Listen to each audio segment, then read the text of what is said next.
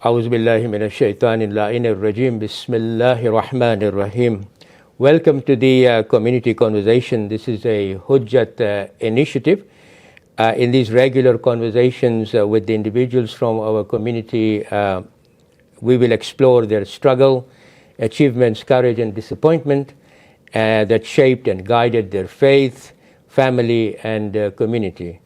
Today we have with us a personality who has served the community at various levels and still does. Maqboolbhai, correct? Yes. Right. Well, when it comes to umpiring a cricket match, he has the knowledge and experience to do it, for he undertook to become a professional cricket umpire. That's right. Yeah. Welcome, Maqboolbhai. Thank you very much, Siddhanbhai. How are you? Alhamdulillah, everything's fine. Okay, let me first introduce you in the right way, and then people know a little bit of your background, and then we'll explore it as we go along. Is that okay with you? Yeah, that's fine. Yeah. Okay, Maqboolbhai was born in Lamu in December 1953 to Marhuma Sugrabai and Marhum Kassamali Gulamhusein Abdulla Jaffer. After completing primary school education, the family moved to Mombasa, where he obtained his secondary education up to advanced secondary levels at Alidina Visram High School. In October 1975, he traveled to UK and obtained the business studies degree from Huddersfield Polytechnic, and later on qualified as a chartered accountant in 1984. He moved to Stanmore in 1986, where he joined a local firm of chartered accountants. Among his community contributions include Assistant Mukhi of Hujjat in November 1987 for a 2-year term. From 1987 to 1990, he served the Hujjaj members. Hujjaj, is it the people who were going for Hajj? No? Yeah. So Hujjaj group that was led by Anwerbhai Hasham. That's right. Yeah. In 1990, he moved to Nairobi and joined Samir Investments under the Naushadbhai Merali for 7 years. For 7 years. Yeah. And moved back to London in 1997 and worked in various firms before retiring after 2018. That's right. Since moving back, he has been contributing to the Hujjat community at various levels. He is married to Sukaina Jaffer, daughter of Pyarali Asarwala of Mombasa. They have 3 daughters, Alia, Fatima and Radhia, and a son, Muhammad Abbas. So welcome to Hujjat Conversation, Maqboolbhai. So you're retired now, so what are you doing at the moment? Bismillahirrahmanirrahim. Yeah, I'm retired since October 2018, and I was involved with Hujjat as a Muki, making programs and making sure that the right appointments are made with my team. And I've got some lovely grandchildren. So Right, okay. So you pass your time like that? Yes, right, I do. Okay. Yeah. But you don't do any chartered accountancy work anymore? No. As soon as I retired in October 2018, I didn't get back to my work. All right. So you're now, it's family and community? That's right. Family and community. But now I see that you're wearing a wonderful, what do you call it, short sleeve? Yeah, this is the Association of Cricket Officials of the England Cricket Board. Right, so the logo there. Is Yeah, that's the logo, the 3 lions. Right, okay. 3 lions? Yeah, there are 3 lions there. And ECB, England Cricket Board. And what does that other one?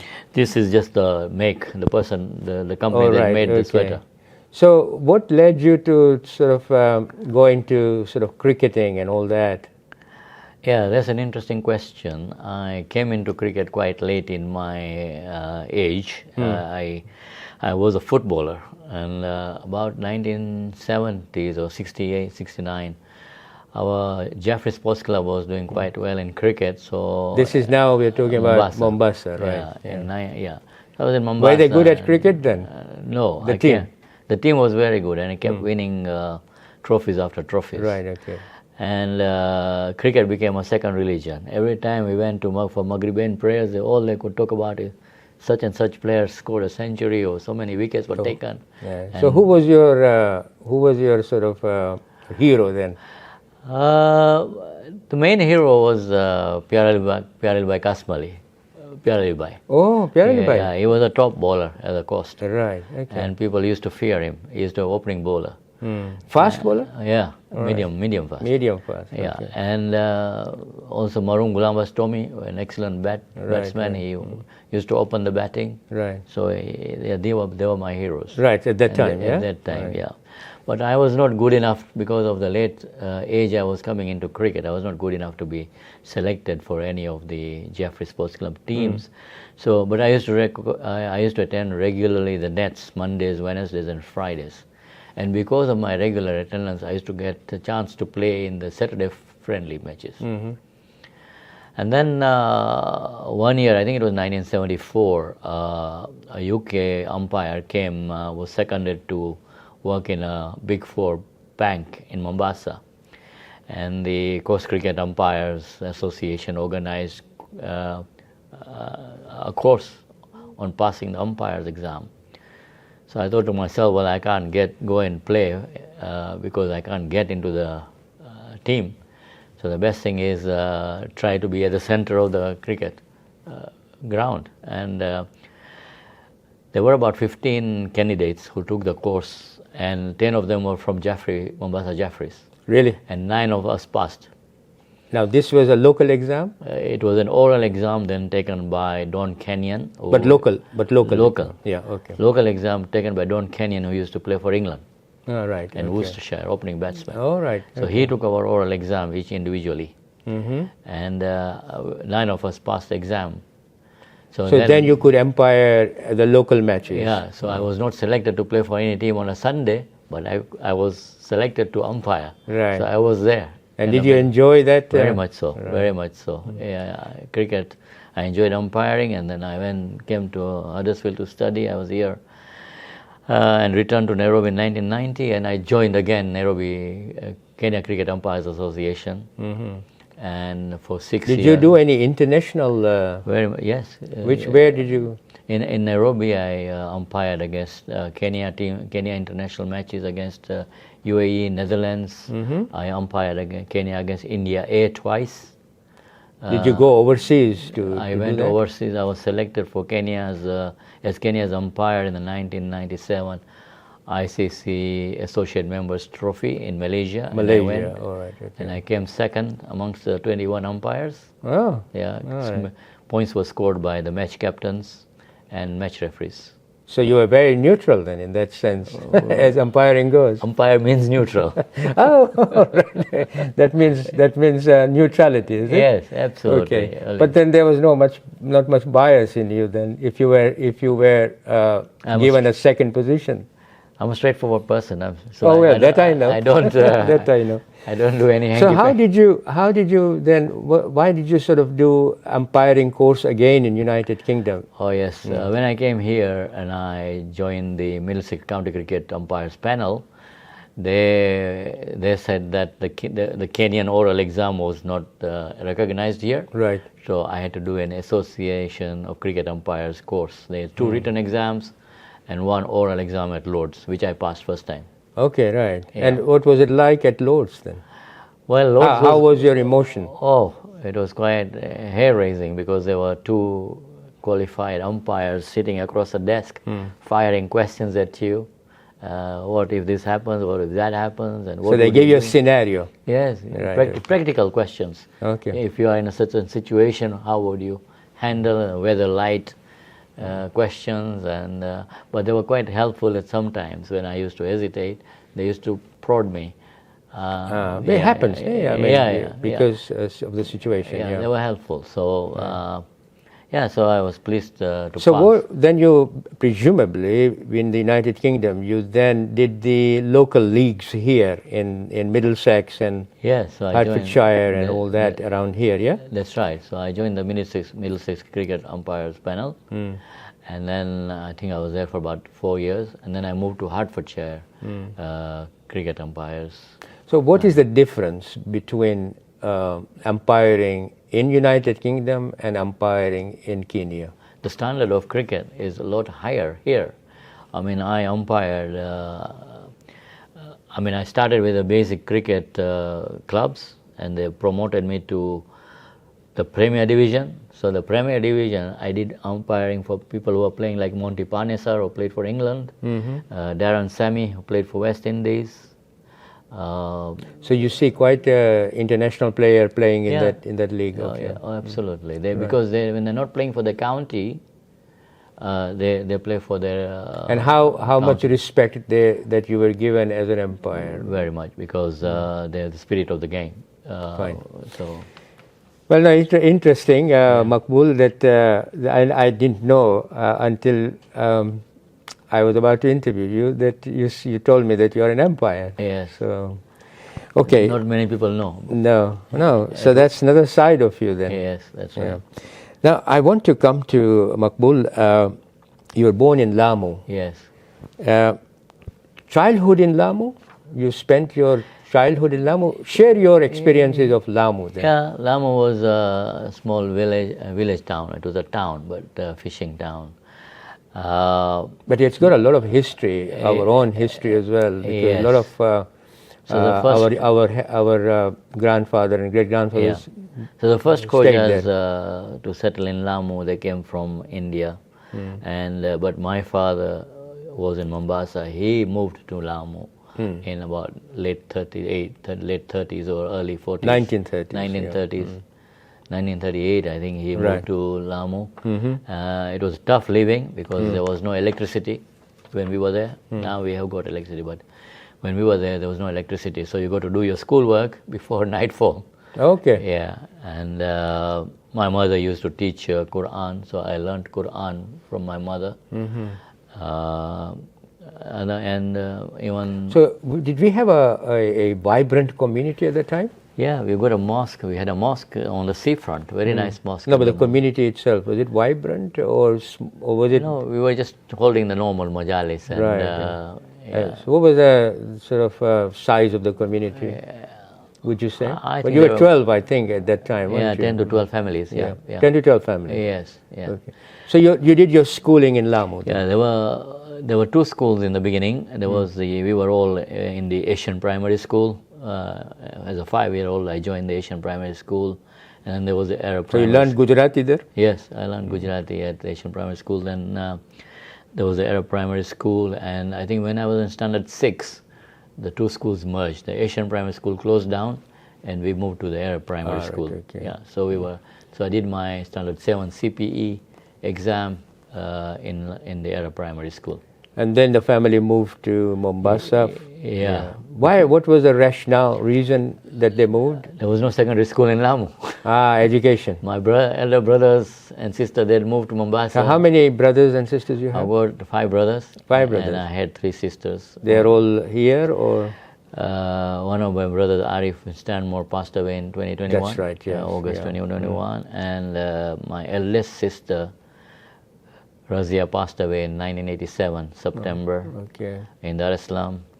And then I've got my eldest brother, Anwerbhai, is in Mombasa. And my second brother, Ramzanbhai, is in Dubai. Right. And then there was Arif Bhai. Then Mohsin is in Mombasa with Anwerbhai, working with Anwerbhai. And then Mehboob is here, Right. he works for Hujjat Helping Hands. Yeah, okay. He's got voluntary.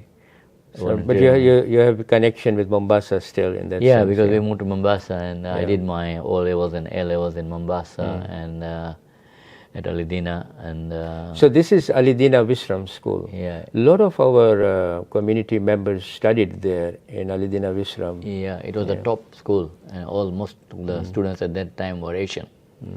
Right. Yeah, Hindus, Ismailis, Boras, Ismaili. So what was your life like in Mombasa in the secondary schools? I mean, did you have friends who were Hindus and all that? So Yes, it was good rapport with good all of rapport. them. We were all very nice to each other.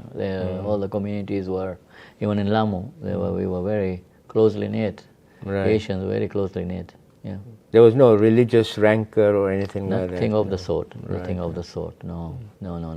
Unfortunately, that sort of imprint may not be available now. Would you say because of the dynamics in India? Well, my children didn't have any problem coming Right. through Oh, the right, system. okay. So I don't know about now, but Your My children young- studied in Kenya? well, when I moved to Nairobi, they... Also, children studied here then? No, children came, the whole family came there. We were Right. there for 7 years. So they had a 7-year education in Kenya, but up to just before O levels, because then I had to move here because, you know, we have this rule here that to go to university as a home student, you have to do 3 years. That's right. Yeah. So you decided to I had do to your professional degree in the UK. Yes. So how did you end up in Yorkshire, up north? Yeah, so I did some research and I was doing H&D business study. I wanted to do H&D business studies with the accountancy option. So I did my research and 2 of the polytechnics were in, one of the polytechnics was in London, one was in Leeds and one was in Huddersfield. They were the top 3 polytechnics in accountancy. Oh, okay. And I was a Leeds United supporter. So I applied to Leeds and Huddersfield. So you are also interested in football then? Yes. You did say that, yeah. Yes, in 1960 up to 68, I used to support Leeds United. Right. Okay. So I wanted to be near Leeds United. So Do you still support them? no, I don't support any club now apart from Arsenal because my son supports Arsenal. So then you did your chartered accountancy Yeah, up north, after my 2 years H&D business studies, I got articles in a local chartered accountancy firm, and I worked there until '84. So one of the advantage of doing chartered accountancy was that you get payment during training side of it and all that. So that helps, I suppose. It helps, but it's very little. But now it's different. But in my time, before my time, to be a chartered accountant, the parent had to pay. Oh, really? Yes. Okay. So my seniors were all chartered accountants who have had to pay to be articled in a chartered accountant. All right. But during my time, we were being paid like pocket money. Okay. You know, I was on a very small salary, but it was enough for a student. Right. So then you stayed here, became a chartered accountant, and then you moved to? In January 86, I moved to London. I was here for 4 years at Stanmore. And then I moved to Nairobi for 7 years. So when did you get married? I got married in 1980. Oh, 1980? Yeah, when I was while you were a student? Yeah. Okay. While I was a student. You both survived quite nicely, it appears. Yeah. Yeah. Okay, so I will come to your time at in Nairobi, but before that, you came to London. Yes. And where did you stay in London? Which part? I bought a house on Burnell Gardens near Park High School. We had a madrasa there. Before, the madrasa was in Canton somewhere. And then they moved to Park High School. And I was a teacher there. I taught fiqh at madrasa. This is our madrasa? Our madrasa, on Sunday. Okay. So when you moved here in 1984, 86, yeah. So Stanmore or Hujjat Stanmore was just was being redone or renovated or something. Yes, when I came here in January 86, Hujjat was a rotten place. The roofs were leaking, the floorboards were all rotted, and it was a dump. And it had to be renovated, refurbished completely like new. What was the community's feeling at the time? Very excited. Now that we had a center up here, yeah. Nice feeling. It was a nice feeling because Stanmore is in a very nice place. We could do matam without interfering with the neighbors. We had no problem at all. It was a very nice place. It's in a hilly area. You can see the city of London, from Baitul Salah. Right. So it was quite nice. It was enough for us at the time. I remember the time when we were in the annex first, then we moved to my Ramzan, my Muharram, we were in a marquee, just opposite where Azad's hut is. Yeah. Yeah, we were in there. The ladies were in the annex, we were in the marquee. We had, in winter, we had blowers blowing. Yeah, I remember that, Yeah. And we accepted it. Yeah, totally. Yeah. Our community was very happy for having found a place. I think we bought it for about 600,000. Yeah. And then we refurbished it for whatever is 6 million or something is in the books or something. Yeah. So Thanks to Mullah Asghar. Yeah, We got the place. Yeah.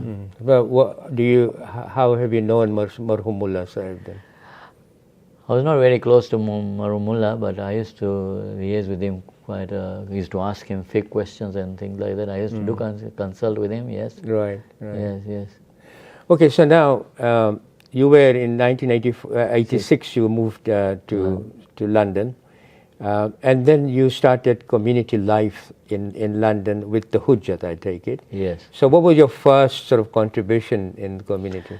Yeah, it was a surprise to me as well. In November 1987, first 1987, I just come from Hajj with the Anwar Hasham group.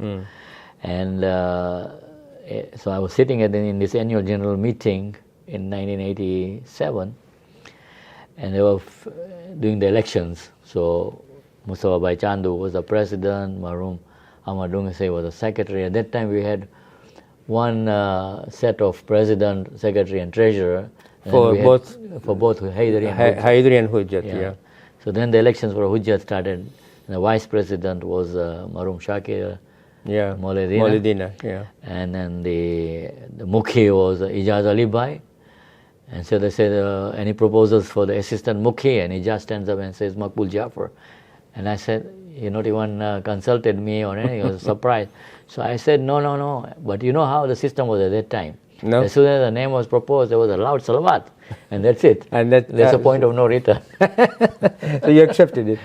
Well, I had no choice because there was a loud salawat. Yeah.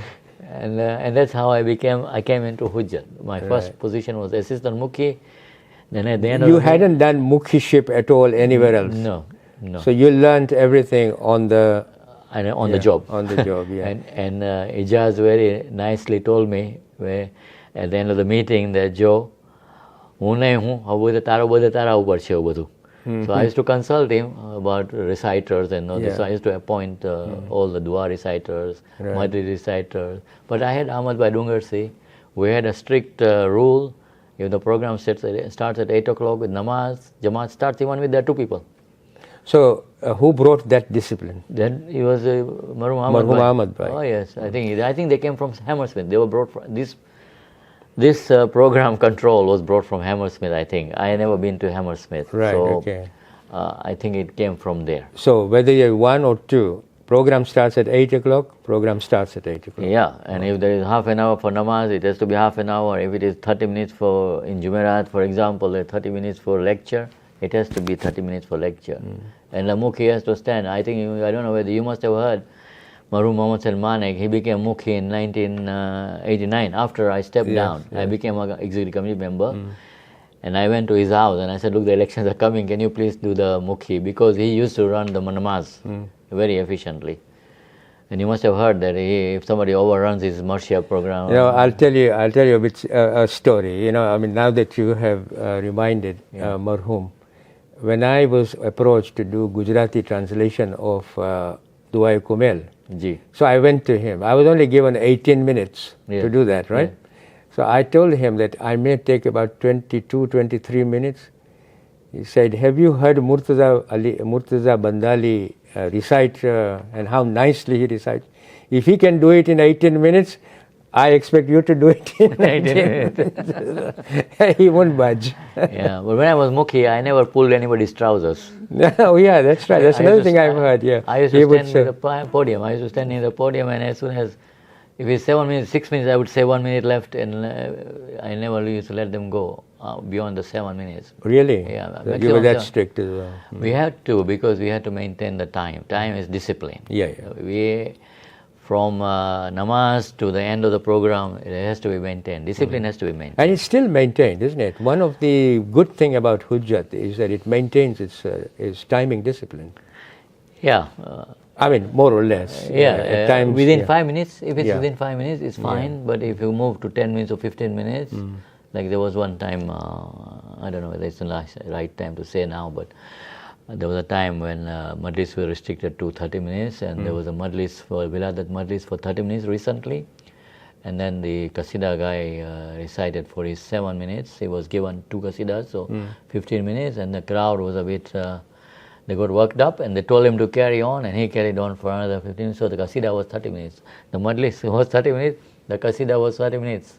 All right. So disproportionate. So discipline must be maintained. Yeah. If it's 7 minutes qasida, 7 minutes qasida. qasida, Okay. yeah. Which is the way to move forward, isn't Yeah, it? yeah, absolutely. Yeah. You go to cater for all the attendees.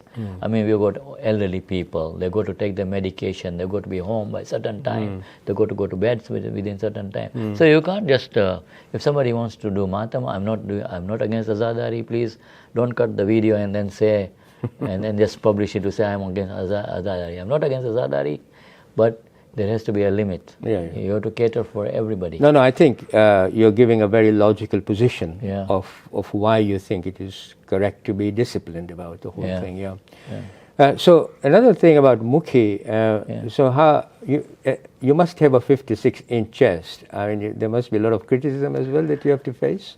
I get plenty of criticism. You can't please everybody. If I select a lecturer, my team selects a lecturer. Somebody will come and say, oh, he is, I don't know, Shirazi, or he is said this, but the majority, as long as the majority are happy, I'm happy. Right. You know, so that's your standard. Yeah. But I do bear in mind the positive criticisms. Right. I very much welcome positive feedbacks. Right. If somebody tells me that, look, instead of this, you should have done this, I do, if it is positive, I do act on it and I do change. Now that's understandable. I want to now sort of, you moved up the ladder from Mukiship to vice presidency. How did you manage to become a vice president? So this was how were you elected? Yeah, so you know how it happens. The president is... Against Salawat? No, there was no Salawat. The president selects his team. Ah, is that so? And yeah, and then if there's no other contestant, then you automatically become. So in my term, Shabir Bhai Mamdani was the president and he had his team. When he came, he was the sole candidate for the president, so he got elected. So then it became a chain. Vice president, my name was proposed and there was no other, so elected. So Salawat, but not like 1987. No. It was a proper Salawat after. So as a vice president, what was your role then? So I surprisingly, because of my Muki experience, I was head of the appointments of lecturers. I had a Muki who used to do it, but I used to guide him. Yeah. So that was my main role was that. Plus Shabir Bhai gave me a few projects to carry on. Like I can remember that a proposal came for buying used buses, mini buses from Harrow Council. So Shabir Bhai said, here's a project, you look at the whether we should buy and everything. So for the executive committee, I prepared a report and we bought the 3 buses. How was your team working? Was it good? Yeah, under Shabir Mamdani, I think he was one of the best presidents I've seen, because when it came to expenditure, this is Imam's money. He was very strict there? Very strict. This is Imam's money. When you spend something, there has got to be 3 quotations. Without 3 quotations, we are not going ahead. No. So his presidency was, and your team was sort of quite strict in that sense when it came to spending. Very conscious of the way we spent money. Yes, and I think when we left, there was a nice, healthy balance in the bank. Yeah. I want to come to now. You also were, before I come to COEG, you were, I think, a moon sighting COEG advisory. We'll come to that in a minute. But I want to ask you a final question on your sort of contribution to Hujjat. Yeah. There must be some happiness times serving the community. There must be some sad times as well. Can you recall, if you are able to, if you can recall, any happiness time or sad time that you may want to share with us? The happiest, the happiest bit of my community work was that if I ran the program at the mosque, finished on time, people were happy with the lecturer, choice of reciters, then I used to be satisfied and I used to be happy. Right. You know, but there were some sad moments during my since 1986 to now. Very early on, I remember when I came back from Nairobi. Before I went to Nairobi, there was a annual general meeting, and it was held in the Ladies Imamara in Stanmore, I remember. And there were some attendees who were very noisy. That was quite sad, because we must remember that the executive committee, from president all the way to an ordinary executive member, they're volunteers. They're not paid. You know, they serve the community. They are spending time for the community, for the betterment of the community. So when it comes to general meetings, there has to be discipline maintained. You can't shout down the chairman or the president or the treasurer if he's presenting accounts or things like that. Those are sad moments. This first time it occurred was in 1989, I think, just before I went to Nairobi. And when I came back, again, we didn't seem to have moved from 1989 to 1998, when Marhum Sadiq Rahim was the president. And I think it was his second term, not the first term. And he used to spend a lot of time at Hujjat. He did a lot of improvements. He moved some offices up. I know that he had some confidential files that were in the office, general office. He moved them up under lock and key. But the way he was made to resign, that is a sad part. That is one of the saddest parts. Yeah, I mean, there are some videos available, and I've seen them as well. Yeah. I wish the videos can be taken off, but I think the person who put it on is now a marhum.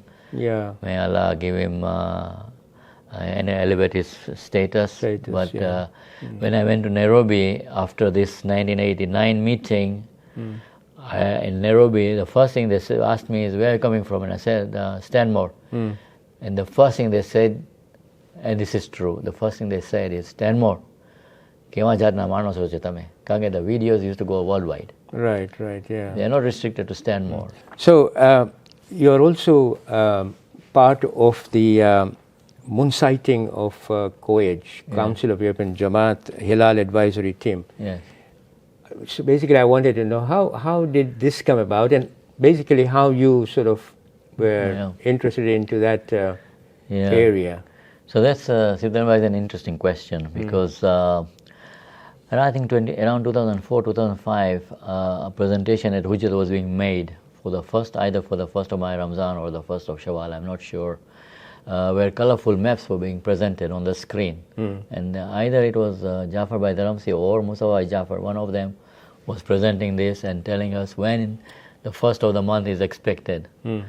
And a thought was coming to me that at that time, we used to have the first of the month about 2 days after East Africa in Mombasa. Right. And I was thinking, well, if all these maps are there, how come we are having the first of the month? 2 days. Yeah, it's 2 days. It's 2 days after Mombasa. So I went home and started doing research, and I got in touch with Jaffer by Dharamsi. I emailed him, and then he used to answer me. He used to help me get the information, and he used to discuss with me. He used to send me some drawings of his, with quite interesting drawings. And so I kept researching, and then when he did, he does the World Federation calendar. And every time he does the World Federation calendar, he sends me an email with all his 12 months. And he says, can you check these? And I used to check these. And I used to use... so he does it astronomically, take it? Astronomically. So I used to use HMNAO, Her Majesty's Nautical Almanac Office website, where they used to give data for the moon, the sun, and where the new moon, what the height it is, and what's the angle between the sun and the moon, and all these parameters. Right. So I used to look at these and then check, and then I used to ask him. When I couldn't understand one of his first start of the month, I used to ask him, why is this? Should it be this? And he used to explain to me. So I got into moon sighting. Then I got invited by, I think it was Maulana Muhammad Naqvi, who was head of Hilal Advisory Team of COAJ. And he invited me, and I was part of that team. And then when the head changed, I was no longer there. But I think it was 2009 when Musawai Jaffer was president of the Jamaat, and he formed a committee called TAYA, I don't know what it stands for. I know it's team for astronomy and something, but it was TAIA, T-A-I-A. So that was a separate thing compared to co-ed. Hilal, yeah. Why was that? I don't know. All right.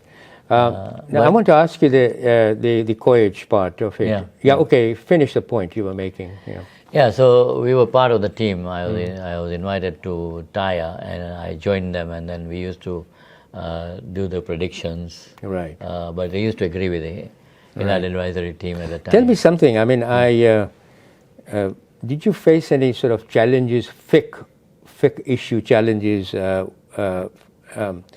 and as you navigated through the different interpretations of how to cite the moon and all that, did you have a discussion within the committee, and how did you resolve that? We used to have a discussion in the committee, but there are two different Marhum Al-Khoyi may Allah elevate his status. His ruling on the first moon is different to the way Ayatollah Sistani does it.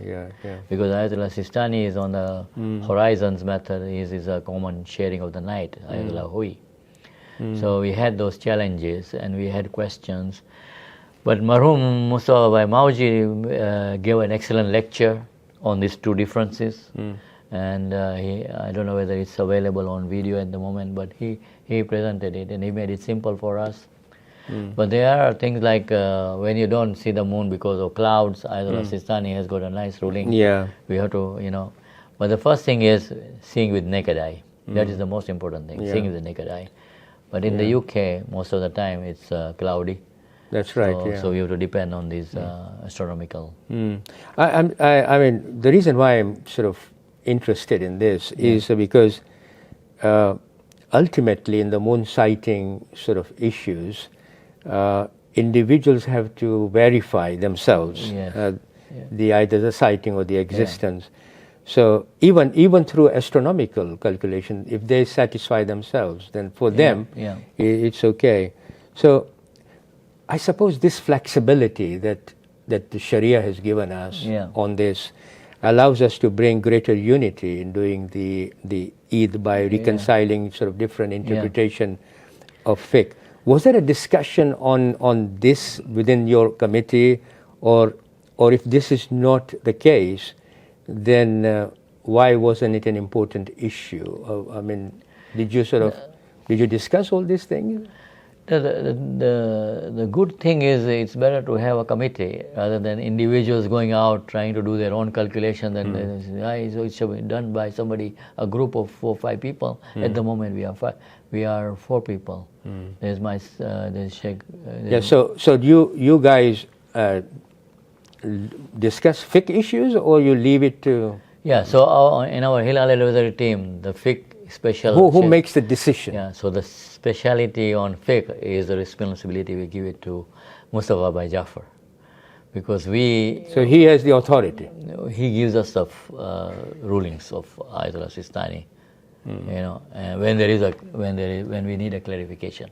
Right. Like for example, what about Ayatollah Sistani's office? Does that play any role? Yes, sometimes. So yes. Is that the authority, or which is the authority? Maqboolbhai Jaffer or we used to consult the Ayatollah Sistani's office in Najaf when we had a difference with the Imam Ali Foundation. So we didn't want to have a clash, that we do it on one day and the Imam Ali Foundation does on the other day. So now we have unity. We have not had a split. Okay. So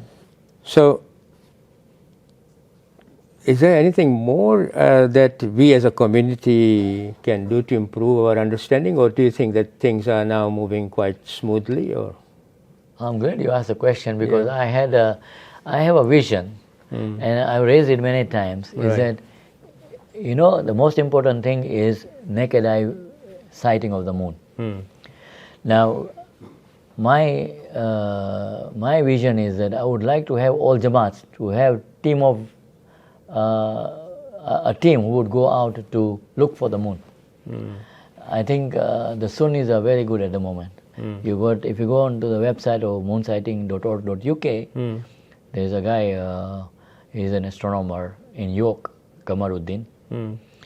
he has organized this. He was the same thing about this unity of Eid or unity of start of Ramadan. It's good if we have unity. Yeah. So he started it, and there's Imad Ahmad, who is an Oxford graduate. He started New Crescent Society, and he has worked with Kamaruddin, and they are going for the local sighting. Right. Not Saudi Arabia or South Africa or Morocco. Our own Local sighting. And we can easily become certain with our own local conditions and astronomical conditions and guidance and all that. And since they have started, they have got viewing teams all over UK. Oh, honestly. And you are of that. You espouse something like that. I wish we would do that. Yeah. You know, which makes it a very local sort of thing. Yeah. And I can understand if it's a local one, there is more of a conformity. If it's because there are local facts established. Then Yeah, that's right. So now I'm coming to the end of our. There are a couple of questions here that perhaps I ask, particularly for those people who have contributed and worked in the community. So as an active volunteer and with such a vast experience, you just told me, behind you, what advice would you give to our Hujjat Jamaat leadership? Are there any sort of... The first thing I would like to give a message to the new committee is please concentrate on the timing of the programs. Okay. When there's, you see, our Jamaat, on the website, if you go, the program is detailed, step by step. Namaz from 8 to 8:30, then there is Surah Yasin 10 minutes on a Jumeirah, then there's Dua Kumail for 25 minutes. You will not see that in any other UK Jamaat. So why do we do that? Why does Hujjat do it? Hujjat does it because they want to tell the membership that this is the time we are starting the program and this is the time we are finishing the program. So we are not going to a football match, and if there's extra time we are happy, or extra time and penalties we are happy. We are not going to a tennis match where there is a tie break on the last set. There's 2-2 and then there's last set, and the tie break goes on for another half an hour and we are happy. No, we are not going to games. You cannot compare Hujjat lectures and Hujjat programs to games. They are two different things. When we come to Hujjat, the attendees are not adults. Some are young and some are old. The lecturer has to lecture in such a way that his lecture is understandable by all. You are a lecturer, so you know what I am talking about. You do very nice tafsir of Quran, which is understood by everybody. You do it very gently and easily, simple language, things like that. So please, if my new committee is listening, Murtazabhai, make sure that the programs are run on time. Okay. That is one thing I wanted to tell them. Is there anything else that because I've got another question before we finally wind up. If there is, you can sort of include also the regional federation and world federation. We have a global leadership. So, do you have any sort of candid thoughts on something regionally and also globally that leaders from the regional federations or the global federation are listening? Before I got on to that, I just one more point on Hujjat. Yeah, sure. Yeah, go on. See, I raised a point recently about the constitution, because the constitution of a Jamaat cannot include all scenarios. In Islam, our constitution is the Holy Quran. But we recite, when we came here, Subuh Namaz, how many rakats we recited? 2 rakats. Is it in the Quran? You will not find it. From cover to cover, you will not find that Subuh Namaz is 2 rakat. So our constitution cannot have everything in there. So I suggested for these elections, the objects clause of the Hujjat Jamaat is that it has to promote the Islamic religion according to the Shia Ishnashi Sharia. It says it in, I think, clause 3 and in clause 4. So I suggested that all nominees, all those who are sending in the nomination papers, should sign a declaration that they are going to adhere and, pay attention to make sure that they don't contravene this object clause. 3, I think it's 3 and 4, 4.1, 4.2, 4.1.2 or something like that. But unfortunately, it was a bit late, and I didn't get. It was only 2-3 days before the closure of the nominations, so it was a bit tight. So to be quite fair, there was not much time for the Electoral Commission to adopt that. But maybe now we can adopt it. It doesn't have to be in the Constitution, but it has to be in the nomination paper, because there's one thing in the nomination paper. It says, the person who is signing says that I have read the Constitution and I'm eligible to stand as an executive member. So similarly, they could say that if elected as an executive committee member, I will uphold clause 3 and clause 4, whatever they are, for the Islamic religion, for the Jamaat to be following the Islamic religion as per the Shia, as taught by the Shia Isna Sharia. Okay. I think that needs to be obviously this needs to be discussed amongst the membership. So you put your viewpoint, and many others have their own viewpoint. So obviously this would be a subject of discussion, and then how the community feels. So any other? What about the regional and the World Federation? I think KSIMC, to be quite honest, KSIMC is a silent partner. If you go to Hujjat and you ask somebody, have you heard of KSIMC? I don't think you'll get many people to say who KSIMC are. They've heard their announcements. They're doing a good job. They're helping the poor. They've got lots of schemes, but they need to publicize themselves in the Jamaat, especially at Stanmore. I think they are a silent partner. And so basically, people need to know more, much more than what it is, what KSIMC is about, and how it can even effectively represent in the most effective way the aspirations of the European Jamaat's membership. What about World Federation? I think the World Federation, because of these airfields, I think the people in Stanmore now know more about the World Federation.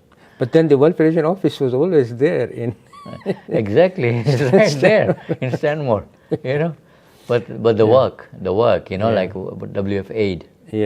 And which is quite expanded quite a lot. Quite a lot,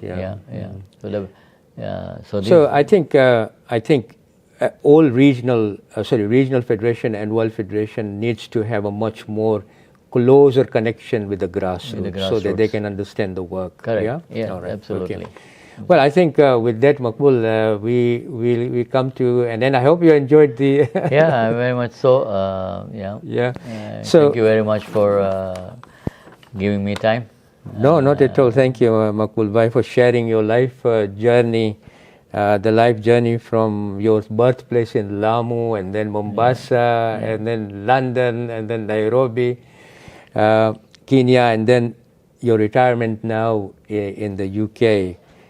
This journey must have provided you with good opportunities, of course, in your own career as well as living, but then also provided you opportunities to serve the community, and you're still serving the community, and quite candid about your thoughts as well. I think so. Let us hope that you continue to serve the community as you are doing for many years to come. What were you going to say?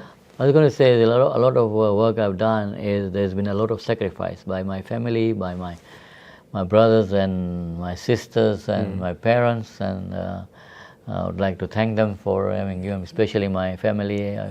If I go umpiring, I leave home at about 7:30, 8 o'clock. I don't come back until 9 o'clock on a Sunday when they are expecting to be taken out and things like that. So they have sacrificed a lot. So I would like to thank them for that. Mashallah. And I'm sure they also appreciated whatever contribution you have made to the family as well as to the community as well. And the community must also thank you for what you have done. But of course, the biggest thanks, or rather the blessing, will come from Allah subhanahu wa ta'ala. So with these thoughts, we bid farewell to you, Maqboolbhai, and to our audience as well. Till next time, may Allah subhanahu wa ta'ala bless you. Khuda Hafiz. Khuda Hafiz.